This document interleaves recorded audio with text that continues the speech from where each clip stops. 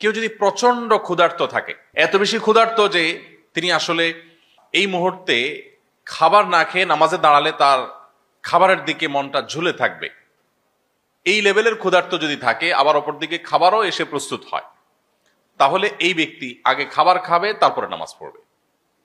এমনকি জামাত যদি ছুটে যায়, যাক, তিনি আগে খাবার খেয়ে নিবে। কারণ এই কোন রকম নামাজ পড়ার চাইতে ইসলাম চায় প্রত্যেকটা কাজ যেন আমরা পারফেকশনের সাথে করি, যথাযথভাবে করি, সবচেয়ে সুন্দরভাবে করি। নামাজ পড়বো পরিপূর্ণভাবে আল্লাহ স্মরণের জন্য, আমার আল্লাহ স্মরণে ব্যাঘাত সৃষ্টি হতে পারে সেরকম বিষয় যেন না থাকে। এই জন্য ইসলাম বলে এই লোক খাবার দাবার গ্রহণ করে তারপর নামাজ পড়বে। আবার এই মাসআলা সকাল বিকাল দুপুর তিনবারে যদি আপনি অ্যাপ্লাই করতে থাকেন, প্রতিবেলা চিন্তা করেন যে আগে খাবো, চা চক্র হবে, তারপরে নামাজ হবে, মসজিদে জামাত যায়, যাক, তাহলে সেটা ভুল হবে।